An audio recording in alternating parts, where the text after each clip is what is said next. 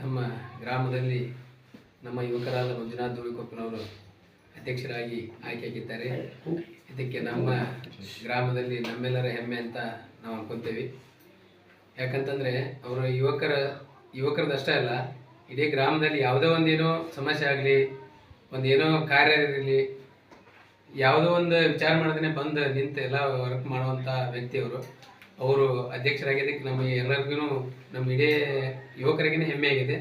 ಆದ ಕಾರಣ ಅವ್ರಿಗೆ ಇನ್ನೂ ಹೆಚ್ಚಿನ ಕೆಲಸ ಮಾಡಲಿ, ನಮ್ಮ ಊರಲ್ಲಿ ಒಳ್ಳೆಯ ಕೆಲಸಗಳನ್ನು ಮಾಡಿಕೊಡ್ಲಿ ಅಂತಂದು ನಾವು ಕೇಳ್ಕೊಳ್ತೇವೆ ಅವ್ರ ಕಡೆಯಿಂದ. ಮತ್ತು ಊರಲ್ಲಿ ಯಾವುದೇ ಏನೋ ಸಮಸ್ಯೆ ಐತೆ ಅಂತಂದ್ರೂ ಅವರು ಬಗೆಹರಿಸ್ತಾರೋ ಅಂತ ನಮಗೆ ವಿಶ್ವಾಸನೂ ಐತಿ. ಅದನ್ನು ಈಗಾಗಲೇ ಹೇಳ್ಯಾರ ಅವರು. ಸ್ಮಶಾನದ್ದಾಗಲಿ, ನಮ್ಮ ಶಾಲೆಯದಾಗಲಿ, ಆಮೇಲೆ ಆರೋಗ್ಯ ಕೇಂದ್ರದ್ದಾಗಲಿ, ಮತ್ತು ಇನ್ನಿತರೆ ಯಾವುದೇ ಇದ್ರೂ ನಾನು ಬಗೆಹರಿಸ್ಕೊಡ್ತೀನಿ.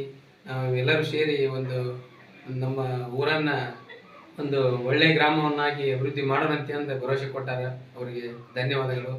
ಮತ್ತು ಈ ನಮ್ಮ ಊರಿನ ಗ್ರಾಮದಲ್ಲಿನ ಎಲ್ಲರಿಗೂ ನಾನು ಕೇಳ್ಕೊಳ್ಳೋದಂದೆ ಅಂದರೆ, ಅವರಿಗೆ ಎಲ್ಲರೂ ಕೂಡಿ ನಾವು ಒಂದು ಸಹಕಾರವನ್ನು ಕೊಟ್ಟು ಅವ್ರನ್ನ ಇನ್ನೂ ಹೆಚ್ಚಿನ ಕೆಲಸ ಮಾಡುವಂಥ ಆಸಕ್ತಿಯನ್ನು ಮೂಡಿಸೋಣ ಅಂತ ಕೇಳ್ಕೊತಾ ಒಂದೆರಡು ಮಾತುಗಳನ್ನು ಮುಗಿಸ್ತೇನೆ. ನಮಸ್ಕಾರ.